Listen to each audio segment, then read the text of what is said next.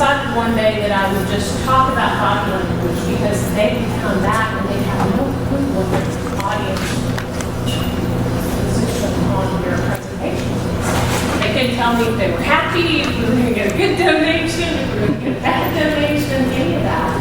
And I will tell you the teaching speech actually helped me because I can sit in an audience and I know if I'm going way off track. I mean, I can watch the people in the audience and I can figure out if I'm on target, if I need to change the style, if I need to change the speed of the presentation, all of that based on the body language that is in the audience. There are so many things you need to consider though as we go through this. And probably the biggest thing is you're trying to work with body language. And those charts are really helpful. Now, some of them are a little bizarre. Most of them are fairly close to what you will be able to pick up with people. Context is everything. Your speaker's environment, tenure, personal choices are all context. So you guys have probably heard me time it sounds like I'm out of breath or I'm nervous when I'm up here. It is because I drink a lot of coffee. Coffee tightens your vocal cords. And so when you go to do a presentation, it really takes a while to get them. I know not to do that, and I know not to do this, which you very seldom see me with. But I don't figure y'all will mind, and I don't mind sharing that. So it's just things that you need to consider. On your pre-quiz, we talked about there are several international signs. When I was growing up, and David talks about stories, I do stories. When I was growing up, I was privileged, I realize now, I didn't think so at the time, but I was privileged to be the daughter of a naval aviator. We traveled all around the country and we traveled internationally. There were 3 years that we were stationed in Japan, and when I got there, I spoke for Japanese. I was a kid. There's universal language that children know that we were not as adept as adults, and it's body language. Kids can get out on the playground and talk to each other just fine. It doesn't matter what language they're speaking. Because they can read whether or not somebody across from them is happy or not. And they do it based on these. There are 6 facial expressions that are commonly recognized. So happiness is easy to see, right? We say you can even see happiness on the phone because you can hear it. It's modulation. But in a physical setting, it's very easy to tell when somebody's happy. Sadness. Look goes up, the eye through. Your body postures start to slow. Surprise. Your eyes be wide open. One of the things you'll notice is there are a lot of the facial expressions that body language interpretation changes based on the time frame or the extent of the expression. So if I do this, that's one thing. But if I do fear, it's a longer expression. Okay, so the length of time and the exaggeration of the body language makes a big difference in your interpretation of it. Disgust, I'm going to tell you, disgust, usually eyebrows come into play on a lot of these, and the more severe, the more your nose engages, your wrinkles engage, it stinks, that's disgust. You'll see it in some of the slides that I have later. And then anger, we all know. So here's what I want you to do first. You have these slides. I want you to go down and I want you to put what you think each of those are. Just write them on your slide. Because we're going to get good at this by the end.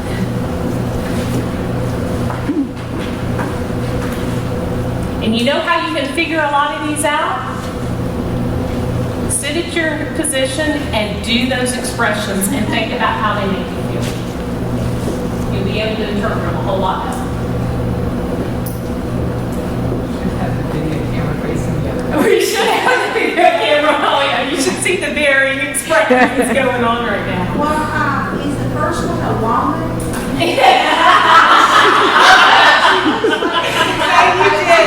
I mean, how do I tell what that is? It might be time for a touch-up.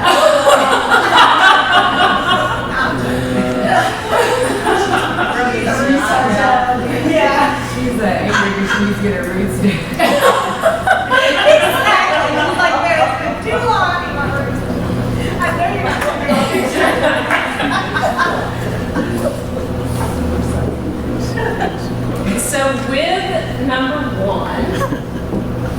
want you to look at a couple of things here. You have figured number one out.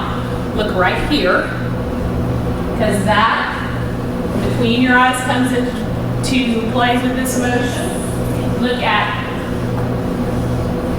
the lips coming into play. And she's biting her lip. What do y'all think? Angry. She is so over it at this moment. If she had to talk, she'd sound like this, okay? And her whole, she's like, this is just not right. It's like you can almost see somebody out in the audience who's heard something that they do not agree with. They're fundamentally opposed to. What about this poor dude? Look at where his eyebrows are, for one. But then look at another piece of that.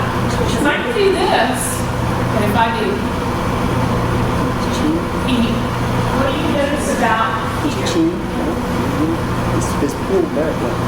So what's he trying to do? Away from something. Get away, retreat. Fear. Fear. Okay, my nose is engaged. Y'all gotta know this one. Disgusted. It's disgust. Disgust is a whole new level of contempt. So it's contempt at a higher level is disgust, and your nose gets engaged. It's like something smells really bad. It's not that you just don't agree with them. It's that at that point, you are so over it, you don't mind telling them in a not so polite way what it feels like. What about number 4?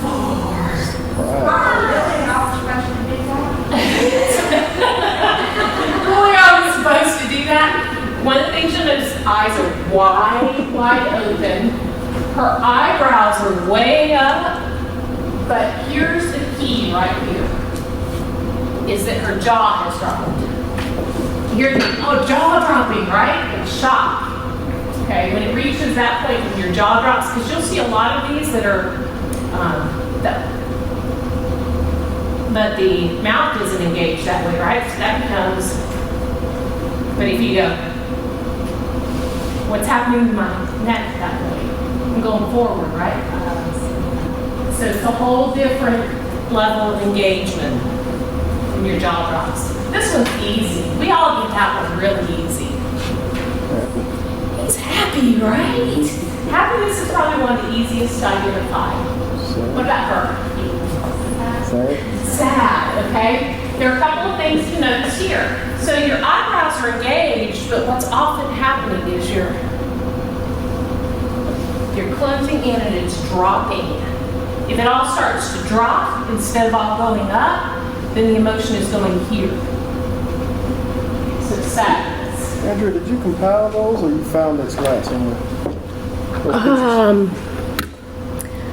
The interpretation is over the years doing speech. The picture that was there, I think I got off the internet somewhere.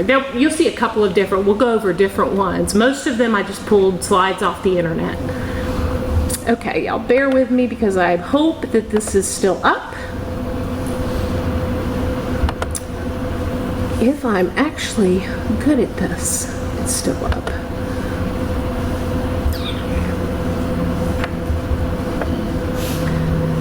So this really can come in helpful for you guys, especially if you're working with the donor.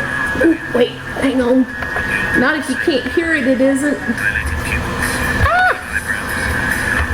I forgot I need the sound or you will not be able to.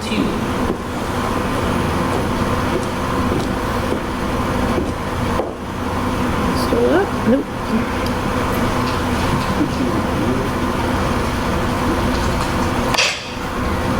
So, get back to the beginning. Let's try that again. There are 6.5 billion people in the world who live the same regard.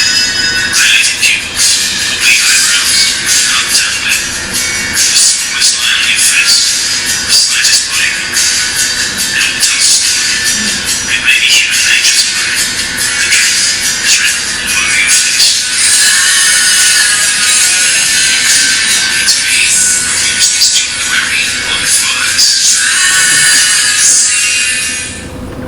Okay, the only reason I show that is this. It doesn't sound like it's a part of your job if you are in leadership, but being able to read people's emotions truly will make you a better leader and a better manager. It'll also make you more capable at creating donations, because you can judge whether you lost that person beside or across from you or whether they're still engaged with you. So it may not sound like a lot, but it makes a huge difference in how effective you can be in a leadership role. With evaluating, you have to do staff evaluations. Do staff evaluations. Body language is one of my best tools when I am doing an evaluation to determine if I need to back up and explain something in greater detail, if I need to ask them questions to find out where they really are with me, if we're on point or if they're disagreeing with what I'm sharing with them. It's very, very, very helpful to be able to look at their body language. Okay, here's another one. This one, you guys, let's see how good we're getting. We have 7 slides right there. I want you to write down what you think they are. It's all about practice.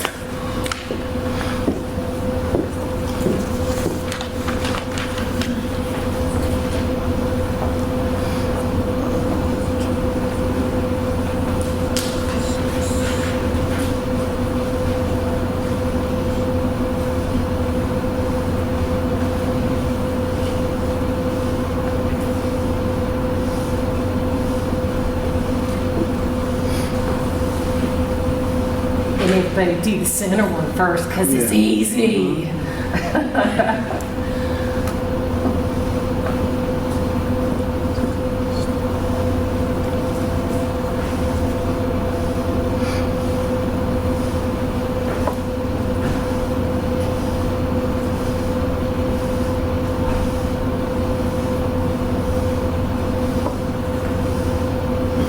There's 7. Yeah, there's 7.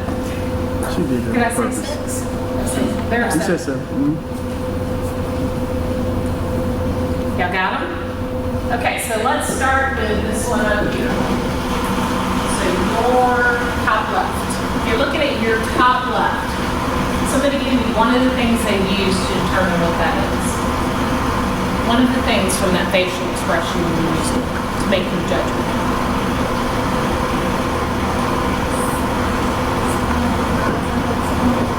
Our eyes are a little squinted. Mouth being closed, but more importantly than the mouth being closed, is it evenly positioned in relation to her nose? Got a little bit of this offset mouth nose. That's important. The other thing that's important is her eyes. You look at her eyes. Does it look like she's holding her breath or she's not? Hold it. You hold it a little bit. Offset mouth, the raised eyebrows, so in other words, the distorted mouth, that would be detailed. You gotta get good at this because some people are better at using this as a mask.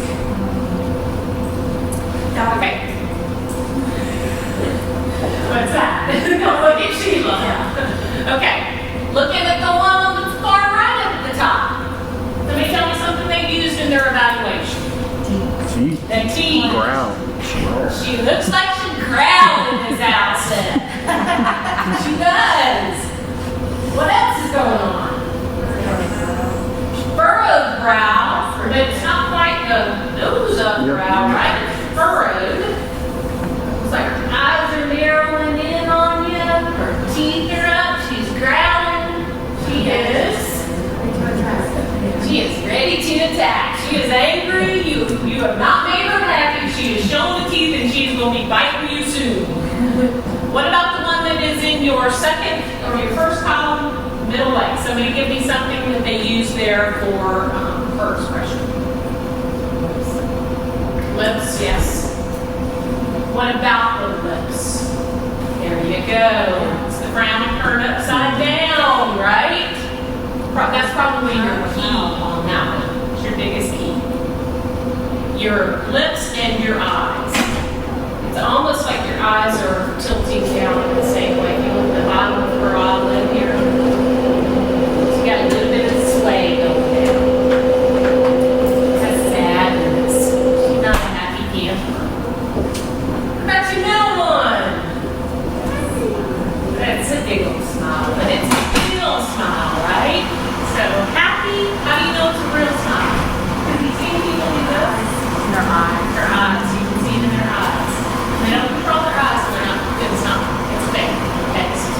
pasted on, so she's happy. What about the next one? And this one's a little harder, because it's often mistaken. I'll tell you that. So somebody give me one of your keys. Face needs something. I'm sorry, what was that? Oh yeah, I'm sorry, right under anger.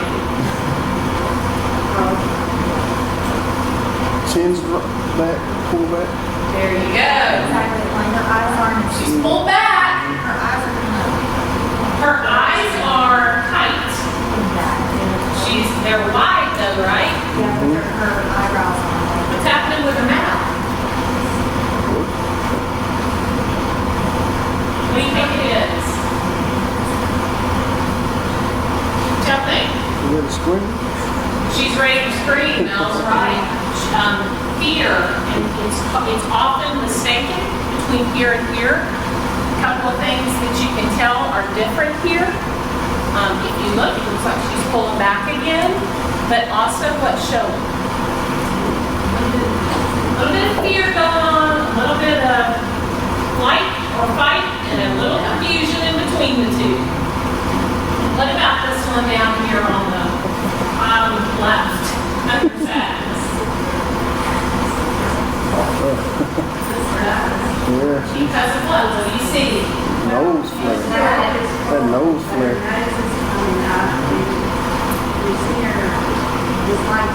When you see, yeah, when you see it engaged here, that's like bad smell going on. That's how really disgusting. Also her lips too, but they Yeah, her lips are pulled up because her nose is up a little. What about the one on the bottom right? Jaw. It is. Jaw. Jaw dropped. Okay. Wherever you drop, jaw bring, drop, shock, surprise, a little different. The other section gets harder, right? Because they almost look the same. This will help you. The info at the bottom helps you out. What do you think on number one? She's got a bad hair. Well, she's had a bad hair day in all three of them, I but was gonna say that. if you look, It's not man problems. It doesn't have man problems. you guys are so not helpful. She's seriously confused, and there's a couple things you want to look at here. If you look at her eyes, okay, confusion, we can almost see her going. When we get confused, when our thinking occurs, our eyes start to wander, okay? So we get a little bit of eye play there. All face muscles are frozen in a mass. When does that usually happen for us? We get shut out. Yeah, well, I didn't mean to do both of them. When you are truly upset to the degree you don't want folks to know the extent of it, we try to control all of this and freeze it. When you see somebody in front of you that you can tell they are freezing their face, and it may not be a smile, it may not be a frown, but it is totally set, you usually have lost them at that point. Truly, truly lost them. And honestly, number 3 looks as confused as number 1 to me. Okay, so body language in several different slideshows. A couple I want you to notice. One on the top, because when you're up here, nobody's supposed to know how you're feeling if you're afraid or nervous or happy or sad. You're supposed to just be good at this, right? But you give yourself away in every one of these. So if you look at your slide, look at the top row, look what's happening with them in the center. Oh, she's got a pointer. I think this thing has a pointer. Does it have a pointer? No, it doesn't have a pointer. If you look at him in his second on the top, that's an important. Look at what he's doing here. And then look at what he's doing with his head. How comfortable do you think that he is in that position? Not very. Not very. He is incredibly, he's committed, but he's not at all confident that he's reaching his audience. He's constantly trying to pull them in. You can tell that he is uncomfortable with it. it's quite an effort to avoid looking at your audience. He's got some of that already that's going on. If you look at number 2, what about him? Somebody tell me ones that are jumping out at you. Third. So the third one from the left. He's at the podium, right? Here's what he's doing. How's he getting his point across to you? My way or the highway. He is going to tell you how to feel, and he is not believing that you are on the same page with him because he's feeling like he's having to feed it into you. He's doing this. You ever seen somebody pretend? Ever had anybody in a meeting with you doing this? How are they feeling about you? It's exactly what's happening with him. What about number 3?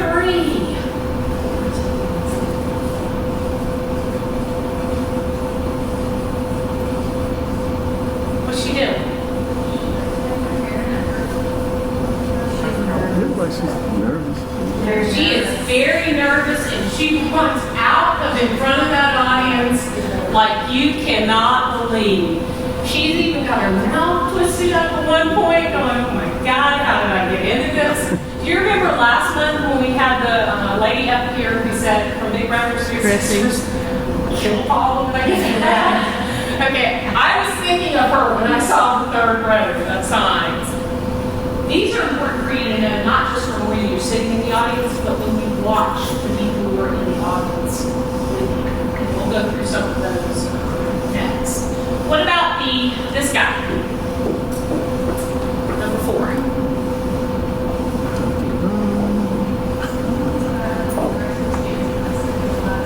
Yeah, he definitely is that I'm going to stand my ground. He's not leaving. But does he really feel like he has you? This is where he's trying to get that audience on board. Don't you understand? Obviously you don't, because this is why. You need to know this. What about this guy? Is he comfortable with his audience?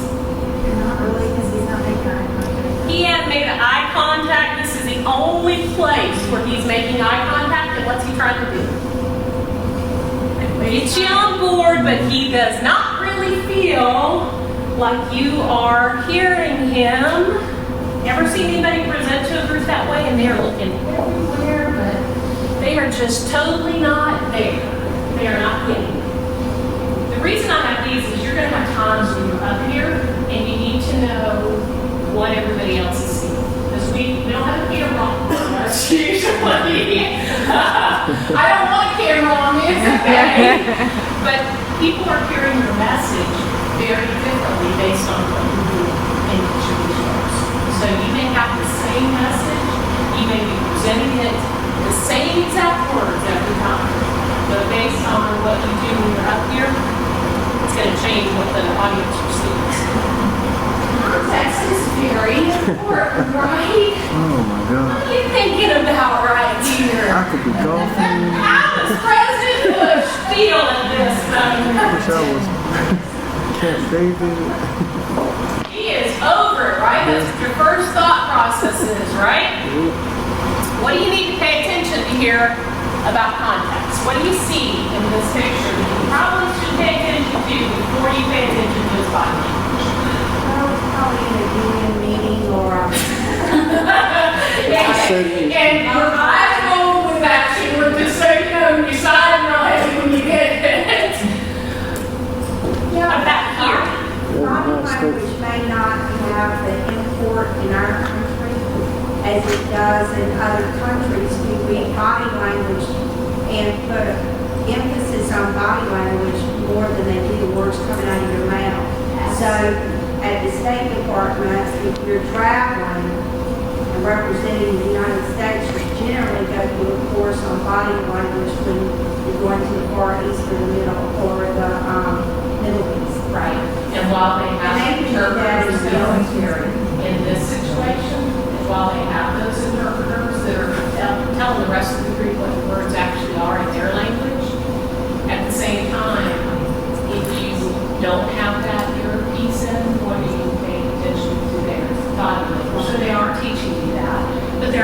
things you should probably pay attention to related to him that have nothing to do with his body position at all.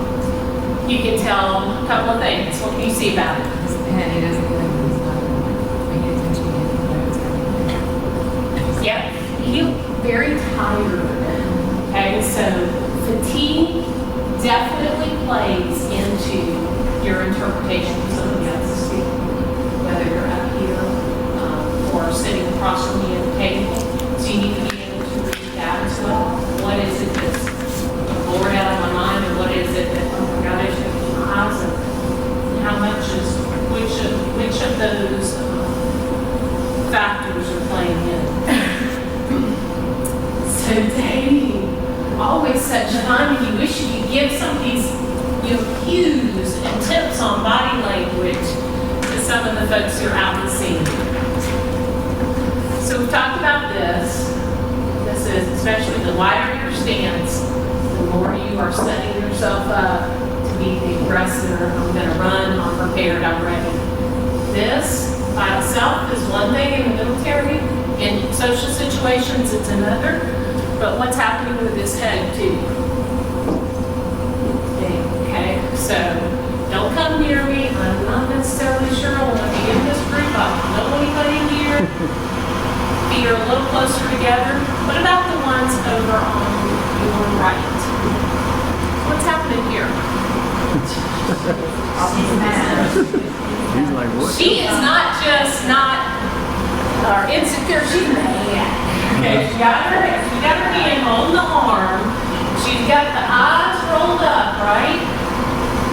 The way his foot position is, yes, he's into her, but he is being very aggressive. So this stance when you're sitting is an aggressive stance.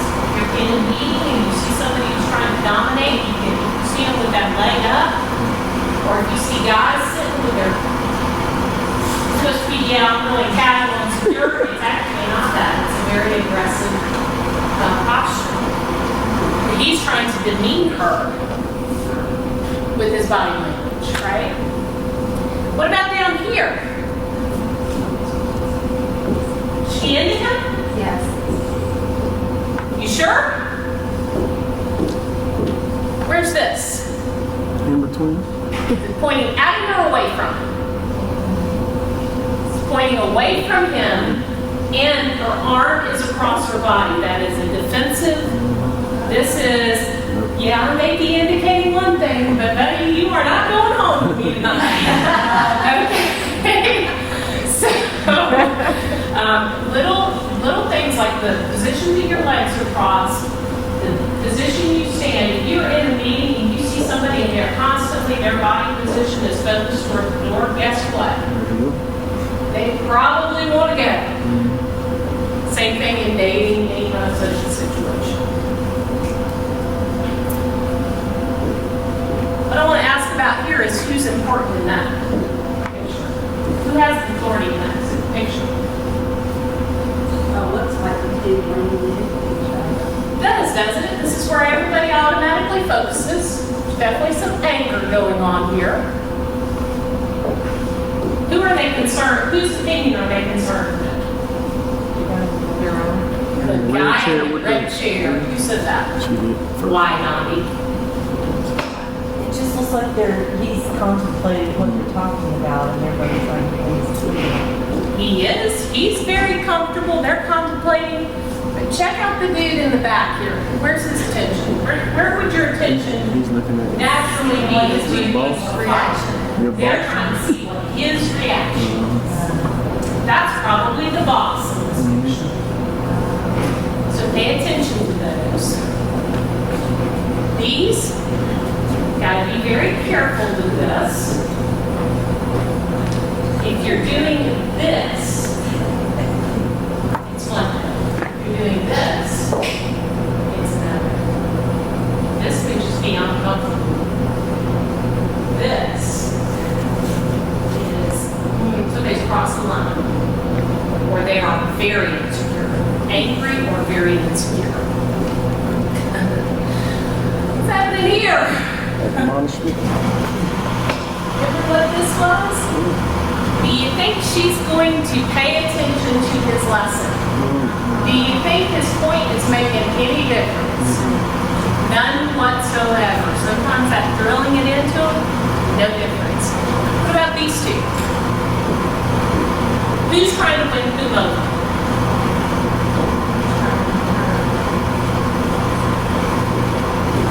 Well, she's trying to win. This one is, and this one is. This. This one's trying to pull them in or make their point, bring them in over to their side. This one's trying to push their point across. Eyes are a very good indication. I think we have our key pages in the charts in your eyes, because your eye position makes a big, big difference in your body language. If you roll up, depending on the position of the rest of your face, you are probably lost that individual in any of that conversation. Is he trying to win her, or is he just disgusted?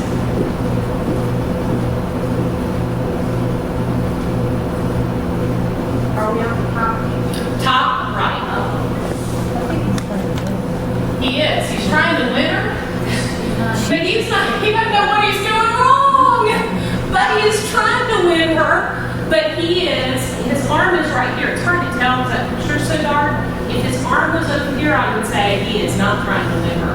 But his arm is right here, and his body position is to her. She, on the other hand, hadn't quite decided what she's going to do. So body position does make a big difference. A couple of key things with these. So, just want to make sure I don't miss anything, right? What about this? And this. What does that have? That can be reasoning. He is. He's trying so hard not to push it across because look at how his hands are. They're like this. If they were like this, he would be trying to establish distance. But because he's like this and his head's and his lips are, he's really trying hard to hold himself back and win them over with his point. Is he trying to win anybody at this point? He's done, right? He's done. So the point of all this, and anytime you see this, you really are done, right? There's no question of where you're at on any of those. So the point is, they may have had a whole speech behind it, that whole, where that picture was taken. Nobody remembered a single word. They all remembered that this is what I found up on the internet. So it's just really important to pay attention to the body. Yes? What is this? I see politicians doing this. This is come over to myself. This is always come on over. Yes, like please come on. This is please come on. This on the other hand is okay, calm down. Look, I'm trying to tell you this is and that is often too. If you're doing like this, it's okay. Come on, everybody, come on. It's like that cheer. Let's all get on board. You've seen them. It's just we have to train our brains to recognize that as part of our language because it is surely talking to us just as well as the words are. Probably have a whole lot more impact on us than the words are. So, before we get to the next, we're going to do some exercises. We're going to have a little fun. We're breaking into 3 groups. So I'm going to say 1, 2, 3. I'll go in the order 1, 2, 3. Joanne, who was the quickest in your group today? Sarah. Okay, watch. What did Sarah do really good for you guys? I guess her expressions and her gestures, she doesn't, there's no mixed messaging here, I guess, the rest of Awesome. So good body language communication there, Sarah. What helped you most? So was there any cues she did that you went, oh, no, that's no brainer? Just like I said, just real, I think, me personally, I can send mixed signals. I didn't get that with her at all. She was just, immediate, I guess, with the response. Immediate, very clear. Okay, that's good if you're the presenter, right? It helps your audience. So just remember, you do have a role up here in helping the folks that are across from you. So as clear as you can be with this body language, the better your audience is going to understand these things. Which is often nonprofit, as important, if not more important, than the actual message. So what we really want to hear from you. How do you make that for folks? But yeah, so what was, you were wearing shirts too? What was the most, did you do one? Were you able to get to the point where you had to do that?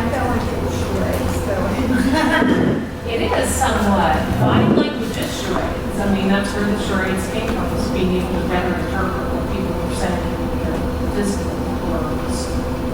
Hardest thing for you.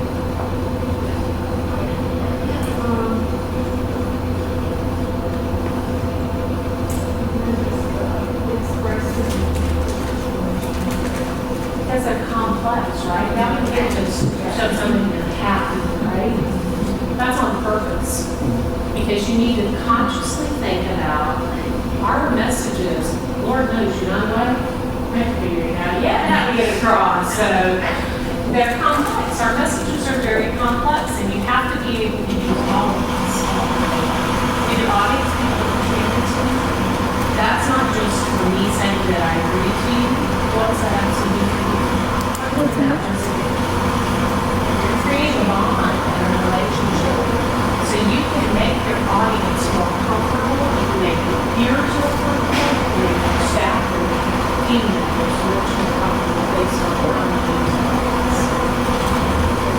You may have a moment where they thought, oh my gosh, I never thought about that, and I do that. You may think of one of their body language tics that they do regularly. They're trying so hard not to do this anymore. Summer. I'm not rolling. Eye roller. Quickest way. I'm thinking. I'm not rolling my eyes, really. That's the way you do it, you know? So they thought you were disgusted with them? Contemplative is sometimes hard to figure out if it's a thoughtful process or if it's just a reactionary or aggressive stance or opposition to the folks that you're with. So, What I found difficult about exercise, and I felt terrible about it, is that, you know, you're in a situation, you have a situation and you got to convey it. So if you're the one trying to figure out what's being conveyed, you're doing it without any context, body language alone. So some of the things that you describe in your little sheet here that I do, for me personally, that doesn't mean that. That just happens to be how I do. So if you don't know people and you're not in the context of the moment, then it's like, well, this can be anything unless you're smiling big, fat, and happy, you know? right. So because it's so broad, this exercise is in the extreme. But it also does clarify for me that often there are big parts of our audience that don't know this person. So something we may use as a facial expression like rolling eyes that we don't mean as Anything other than you're thinking something. right. They're going to interpret that. I'll try to. So that's why those sheets are helpful, is because we know how we feel. But we're being interpreted based on general perceptions that are pretty standard. Pretty standard. On that playground, those kids are going to interpret, they're going to interpret this to mean, not, hey, I'm happy to see you. You know? There's a day, I'm like, hey, it's not going to be a good end of the day here. So just being conscious of that is very, very helpful. And I will tell you, one of the ones that I learned a while ago was one we talked about this morning with staff evals. I had always been in meetings where my review was conducted like this. And I cannot tell you how uncomfortable I was in those reviews. The ones where I actually, you went to a coffee shop and they sat next to you, whole performance might not have been any different. Feeling was totally different.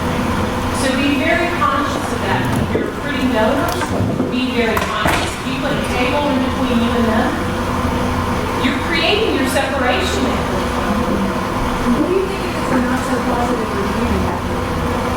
Doesn't matter. If it's not so, are you afraid they're going to hit you somewhere?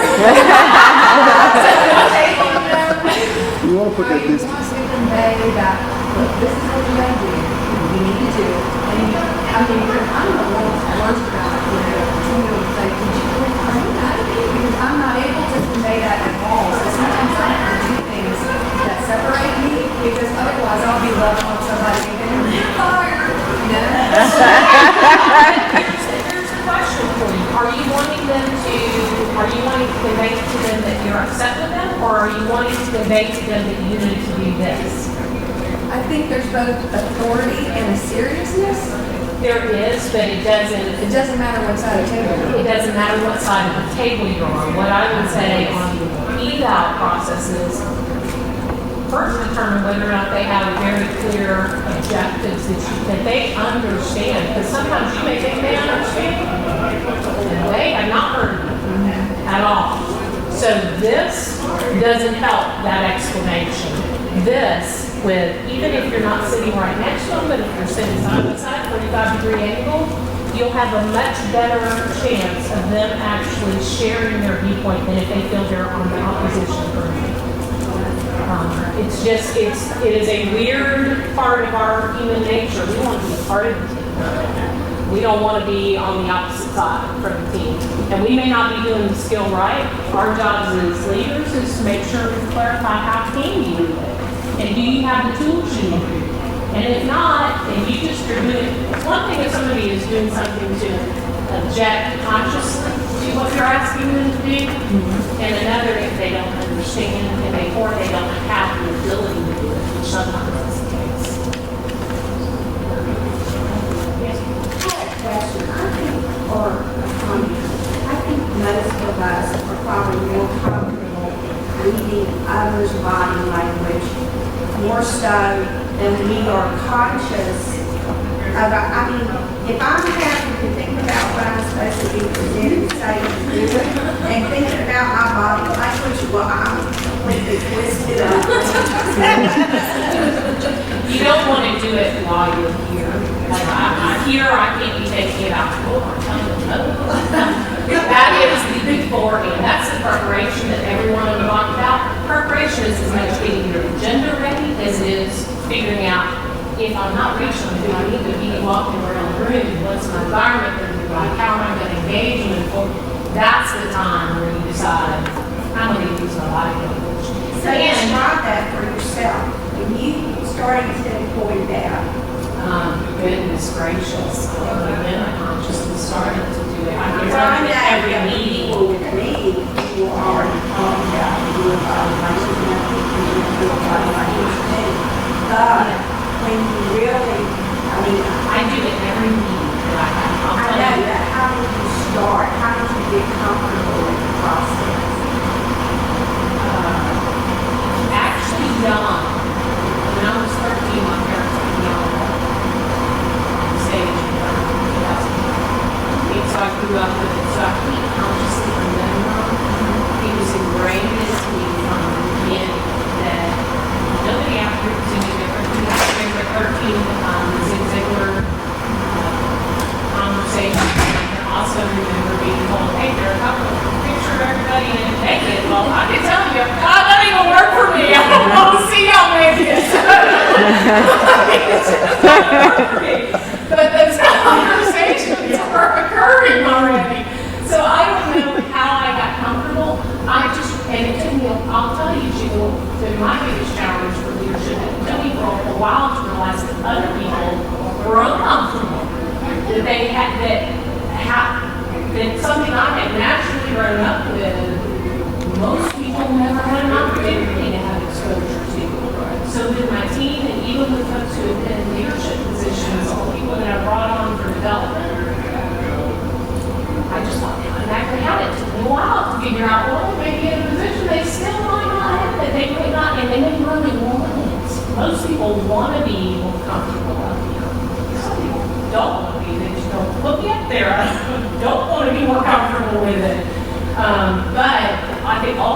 we all like to achieve in whatever position we've chosen to go after.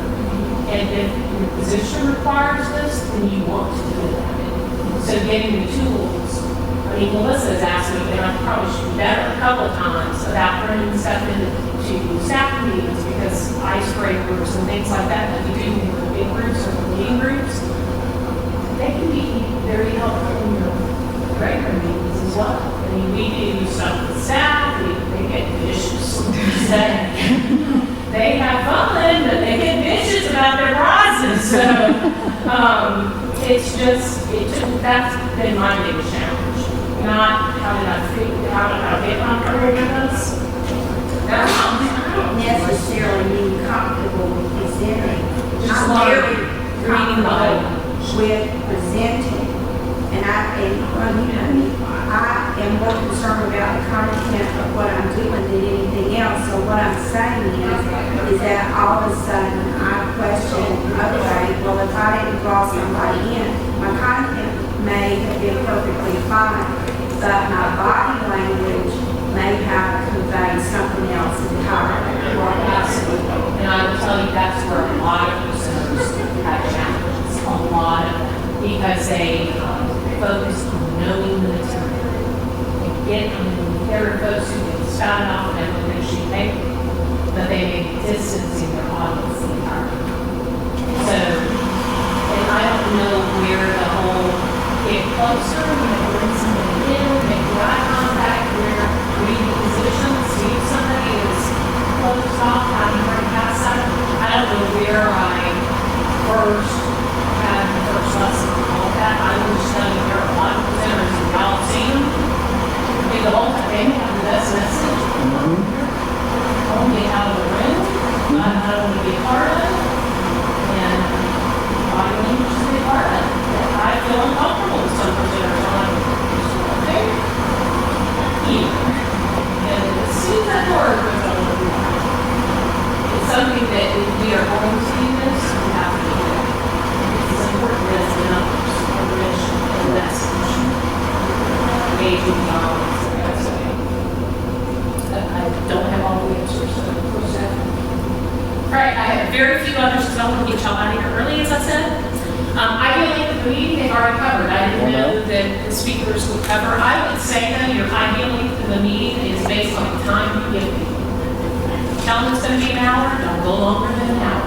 I don't care if you're done with the business or not done with the business. Get out of there on time. Ideal setup, it depends on the meeting. That's the your audience piece that you're talking about. Also, what you want to accomplish. Because this would be an ideal setup for collaboration. We go around here. Everybody having equal sides. But that's part of what you need to consider as you're setting up a presentation or a meeting or any kind of workshop. How do you know you're on track? We talked about it in the weekend. They're getting up and leaving, they're checking their messages, if they're not making eye contact with you, you are off track. Those are the quickest, easiest ways. That there's a lot to do with this, that you can watch on people that are in the audience, and a lot to do with posture. You see people getting very intense, they're offended by your message. So watch, if muscles start getting tight in your audience, you need to take a break, or everybody get up, come away from it, come back again.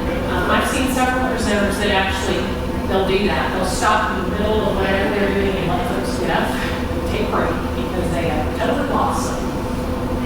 Just watching body language is very, very important. Somebody addressed this earlier in the presentations, when you use your audience to make a point. Maybe say calls out. You can also use them to reinforce your point. Even if you have somebody in your audience who is an advocate for you, and you are in a group where you have a lot of those who aren't advocates for you, you can call upon them and say, hey, do you remember when? Or did you know about? And get them to reinforce your message. Use your audience anytime. And if somebody looks really comfortable, help them, use them to help get other people around them. We already talked about that. I do have this on here, and we didn't run this, but I wanted to make sure that I shared this with you because it took me 2 years to get the United Way board to start utilizing a consent agenda. So I want to make sure to share that. It's on your flash drive that you have. One of the things about consent agendas, you have one that's right. So some of that was on the hall last night. So Mary, one of our board members here, graciously made copies. This is just, maybe August or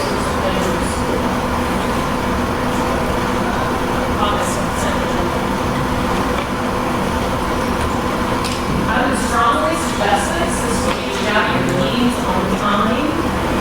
It will also help maximize the value of time of people who are going to actually discuss instead of just somebody standing up there building one report after another. Going through one report after another isn't necessarily the best use of your time or your board's time. What I do,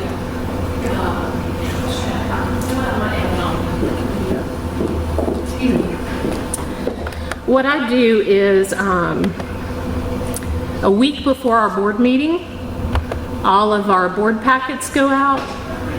Bear with me, let me find this thing. I saved this on here last night. I think. There it is. And this can incorporate pieces like what Malcolm talked about with having your reports up structure from the other team members, from your directors, if you're asking them for input on United Way. If you look at our, if you look at the way this consent agenda falls out, A through G would be up reports. So you could get your items that you're going to discuss in the meeting. Those all come from directors of United Way or board members who are chairs for those various positions. What we are able to do instead of having to go through meetings and go through the financials, which you guys know financials can take up a ton of your board meeting time. They're basically looking at numbers. You send that stuff out in advance. The board reviews it, and when they come to the board meeting, your chair asks them for 15 topics for discussion on any consent agenda items. That way, if there is concern, you address it at that time. You don't have to simply go through and fill out numbers that everybody's comfortable with, or fill out minutes that everybody's comfortable with. They'll have reviewed it. You can have a motion in a second and be done with that part of your agenda. So the separation on this agenda is actually between the consent agenda items and then the reporting or the discussions that need to occur. So when I send it out, you know, they talk about queuing your board members who may not have used Robert's rules. We actually put it on the agendas. If it's something that needs to be voted on, or there needs to be a motion, or there's an action we need to have occur, it'll say, yes, we need to approve this. So let's not forget to get out this meeting without approving it. And that happens with our consent agenda items as well.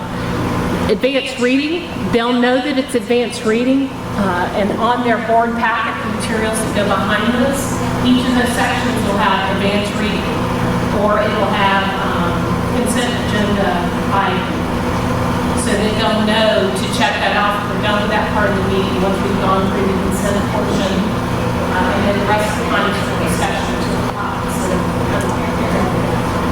really does, in my mind, help make your meeting a whole lot more effective and keep your board members much more engaged. So that is on your flash drive. To do allow board members to pull items they want to pull from the consent.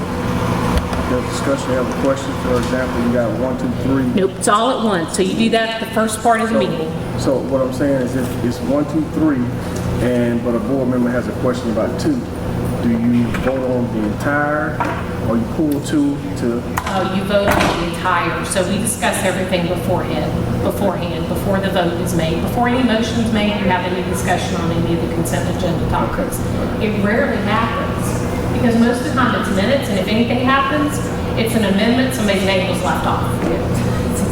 Time is wrong, you know, but it's, the rest of it just keeps that off of keeps you out of the meeting in time, and you still get the stuff discussed you need to get discussed. So,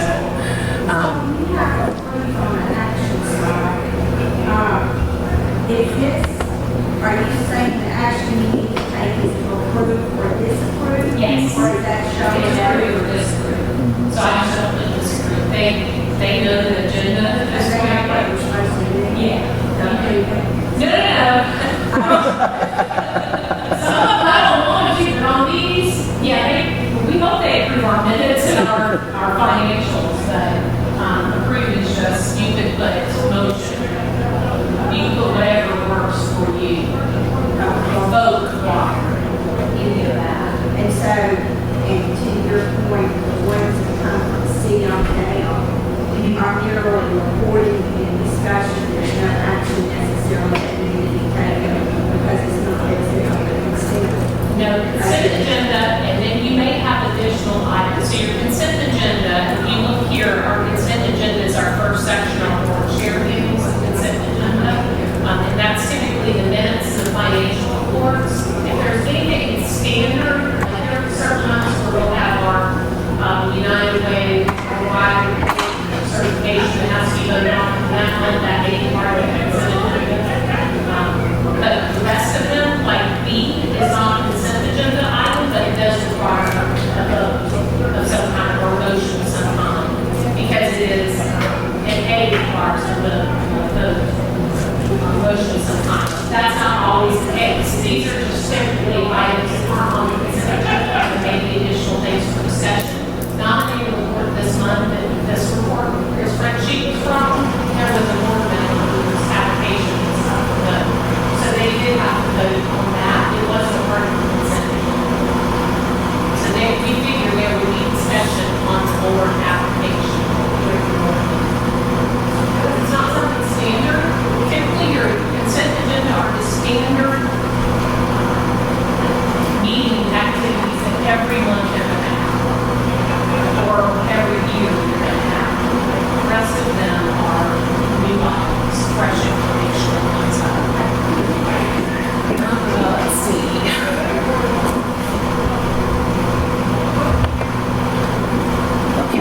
Pre-reading, again, that is so that you don't waste all your time with people trying to put the reports that they really have to take in. I would say send it out at least a week in advance. But what I do is I call it pre-reading and I put it on there as a famous reading so that they will know when they get their front sheet, here's what I have to do. You ready for the work? I got this front sheet and I know I've got to read all these items beforehand. And then the other part of being prepared for a meeting is knowing who your audience is, like they talked about. With your board, the nitty group you're working with your committees, consciously select who's going to be there. Get your leadership, get your organization, consciously select who your audience is going to be in those key places.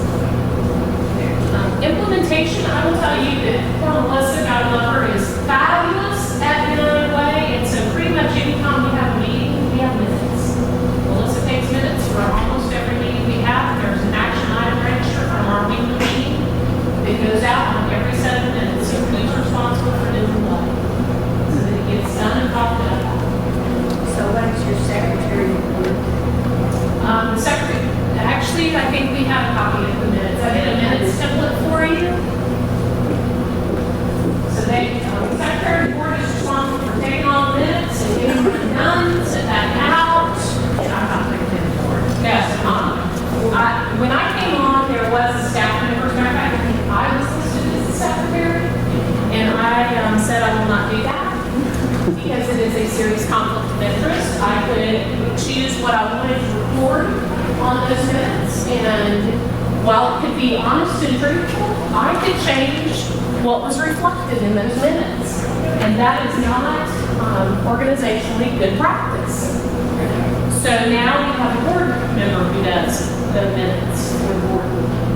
Because they used to have all the directors come into our board meeting and do the reports, whether it was on campaigns or whether it was on funds distribution, whatever it may be. And I said, that's not good practice because your board members don't have to be engaged enough to be able to actually report to the rest of the board.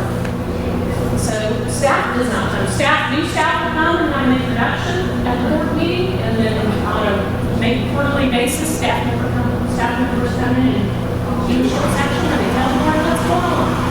Do their job. That's the board's role. They own the corporation.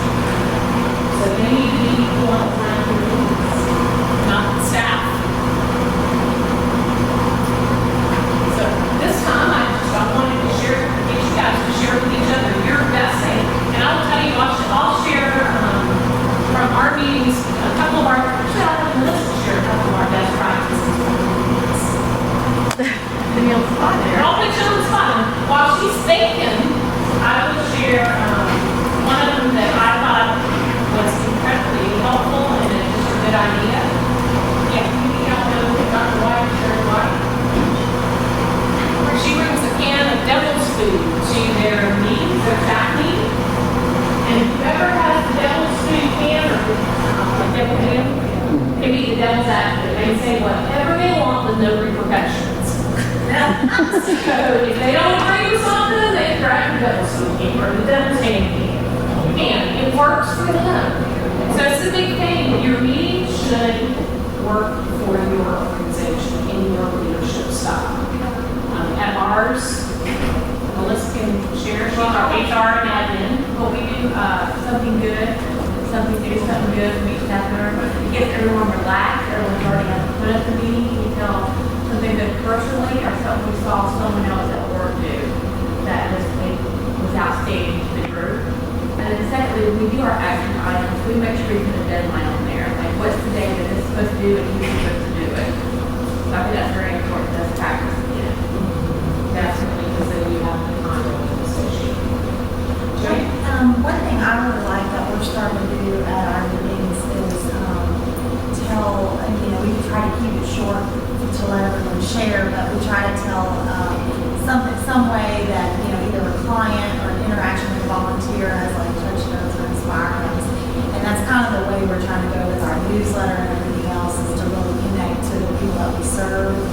And that to me, a lot of times we get so caught up in the doing that we forget why we're doing what we're doing, and like whenever we can connect back to the people that we serve and get re-inspired, I guess, that's really powerful for us. I heard y'all made over 30,000, which your birthdays are attached to, because they're unbelievable, awesome. Anybody else have best practice, something that works in your meetings? Pick on somebody. I'm picking on you. Okay, since who, me? Our board meeting used to run long because we had LAHEAP report, we had CSBG report. So one of the things Mr. Brown implemented was a program committee. So then staff had the opportunity to get in front of board at a program committee, and then the program committee actually presented this inside of the board package, which cut down on time tremendously. So that's one thing. Anybody else? Sarah? I agree, like a story of something that it's a lot of our work here to get out to our children, and see what we do today is always about the long